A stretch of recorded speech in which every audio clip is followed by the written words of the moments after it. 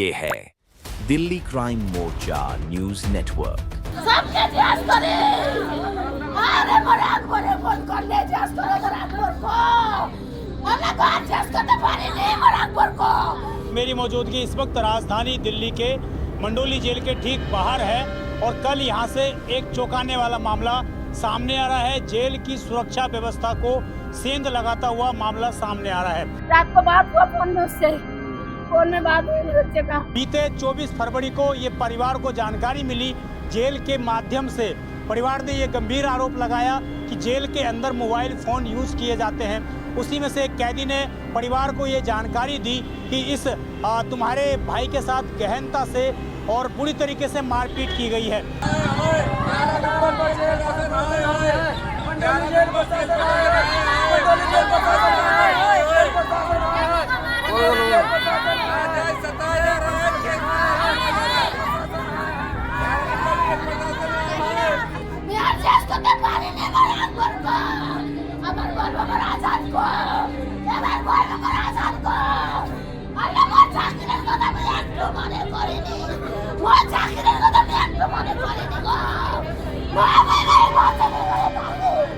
उसको इतनी बुरी तरीके से पीटा गया था कि उसकी हालत बेहद गंभीर बताई जा रही थी, जिसके बाद उस मोहम्मद आज़ाद की कल शाम को मौत हो गई।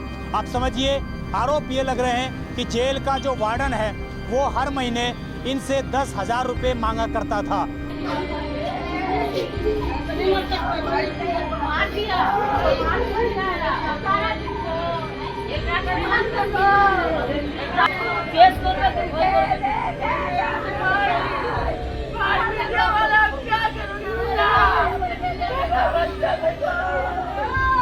तिहाड़ जेल के बाद राजधानी दिल्ली का प्रमुख जेल केंद्र बनता जा रहा है, जहां पर कैदियों को बड़ी संख्या में यहां पर लाया जाता है।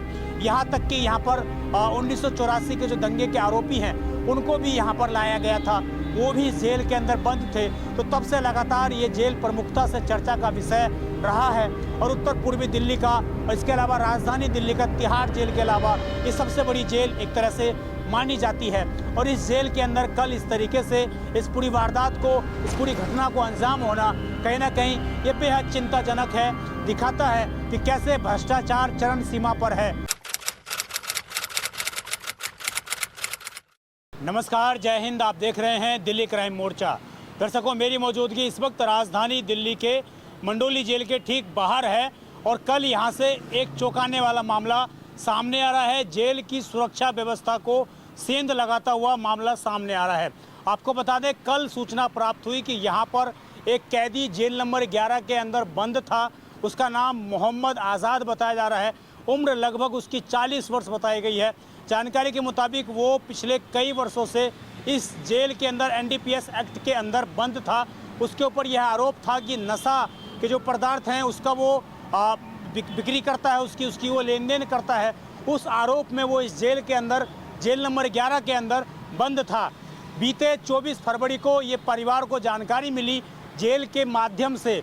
परिवार ने ये गंभीर आरोप लगाया कि जेल के अंदर मोबाइल फ़ोन यूज़ किए जाते हैं। उसी में से एक कैदी ने परिवार को ये जानकारी दी कि इस तुम्हारे भाई के साथ गहनता से और बुरी तरीके से मारपीट की गई है। आरोप जेल के वार्डन पर लग रहे हैं कि जेल के वार्डन के माध्यम से ये पूरी मारपीट की गई। 24 तारीख को परिवार की इसकी इन्फॉर्मेशन मिली। परिवार ने पुलिस को सूचना दी। पुलिस टीम पहुंची और कैदी को जब अस्पताल लेकर गई तो कल जानकारी मिली कि कल शाम को उस कैदी की मौत हो गई। उसको इतनी बुरी तरीके से पीटा गया था कि उसकी हालत बेहद गंभीर बताई जा रही थी, जिसके बाद उस मोहम्मद आज़ाद की कल शाम को मौत हो गई। आप समझिए, आरोप ये लग रहे हैं कि जेल का जो वार्डन है वो हर महीने इनसे 10,000 रुपये मांगा करता था, जिससे कि कैदियों को सुविधाएं दी जा सकें, उनको मोबाइल फ़ोन प्रोवाइड किए जा सकें, इसके अलावा और तरह की सुविधाएं उनको दी जा सके। ये परिवार आरोप लगा रहा है। हालांकि इस बातों की अभी पुष्टि नहीं हुई है, लेकिन ये आरोप बहुत गंभीर हैं। जब जेल के अंदर किसी कर्मचारी पर ये आरोप लगे कि 10,000 रुपये हर महीने कैदियों से मांगे जा रहे हैं और उन्हें ये कहा जा रहा है कि हर महीने आप 10,000 रुपये ला के दो, आपको तमाम सुविधाएं जेल के अंदर मिलेंगी। विशेषकर आपको फ़ोन कॉल की सुविधा मिलेगी, फ़ोन इस्तेमाल करने की आपको सुविधा मिलेगी। तो यह बेहद चौंकाने वाला मामला है। ये कोई पहला मामला नहीं जब मंडोली जेल से इस तरह का मामला सामने आ रहा हो। इससे पहले भी इस तरीके के अनेक मामले सामने आ चुके हैं। मेरे पीछे आपको दिखाएंगे तो कई एकड़ में फैला हुआ ये मंडोली जेल, और लगातार ये तिहाड़ जेल के बाद राजधानी दिल्ली का प्रमुख जेल केंद्र बनता जा रहा है, जहाँ पर कैदियों को बड़ी संख्या में यहाँ पर लाया जाता है। यहाँ तक कि यहाँ पर 1984 के जो दंगे के आरोपी हैं उनको भी यहाँ पर लाया गया था, वो भी जेल के अंदर बंद थे। तो तब से लगातार ये जेल प्रमुखता से चर्चा का विषय रहा है। और उत्तर पूर्वी दिल्ली का और इसके अलावा राजधानी दिल्ली का तिहाड़ जेल के अलावा ये सबसे बड़ी जेल एक तरह से मानी जाती है। और इस जेल के अंदर कल इस तरीके से इस पूरी वारदात को, इस पूरी घटना को अंजाम होना कहीं ना कहीं ये बेहद चिंताजनक है। दिखाता है कि कैसे भ्रष्टाचार चरम सीमा पर है और जेल के अंदरूनी इलाकों में भी इस प्रकार की प्रक्रियाएं, इस प्रकार की क्रियाएं चल रही हैं, जिससे अपराध करने वालों के हौसले और बुलंद होते हैं और कैदियों के मानवाधिकार पर एक गंभीर सवाल खड़ा होता है कि क्या अंदर जेल के अंदर मारपीट होना और उसके बाद वार्डन के माध्यम से इस प्रकार मारपीट की घटना को अंजाम देना और फिर एक कैदी की मौत हो जाना, इसके लिए कौन जवाबदेही है। हालांकि अभी इस पूरी घटना पर दिल्ली पुलिस को माध्यम से कोई भी आधिकारिक बयान नहीं आया है। परिवार लगातार रोष प्रकट कर रहे हैं। पोस्टमार्टम की रिपोर्ट का इंतजार किया जा रहा है कि आखिरकार उस कैदी की मौत क्यों हुई।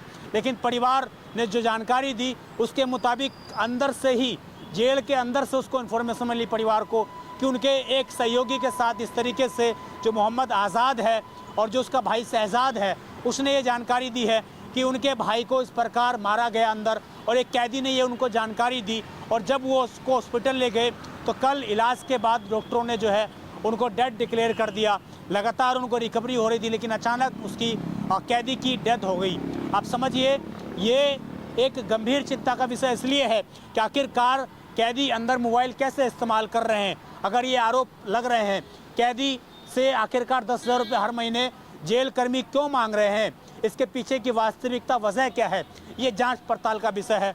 और जेल की सुरक्षा पर तमाम अधिकारियों पर एक गंभीर निशान, एक गंभीर सवाल खड़ा होता है कि आखिरकार वो कौन लोग हैं जो खुलेआम भ्रष्टाचार को इस प्रकार जेल के अंदर बढ़ावा दे रहे हैं, कैदियों के हौसले को बढ़ा रहे हैं, कैदियों को अपराध करने के लिए प्रेरित कर रहे हैं कि अगर हम जेल में गए तो हमें सारी सुविधाएं मिलेंगी, हमारा कोई कुछ नहीं बिगाड़ पाएगा, पैसे के दम पर हम पूरी व्यवस्था खरीद लेंगे।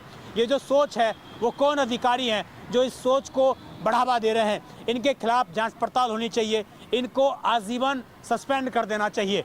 इस खबर पर आपकी जो भी राय हो, तमाम अपडेट्स जो भी इस संबंध में आएंगी हम आपको ज़रूर बताएंगे। आप देखते रहें दिल्ली क्राइम मोर्चा। मैं विजय ठाकुर अपने सहयोगी दीपांशु के साथ। धन्यवाद।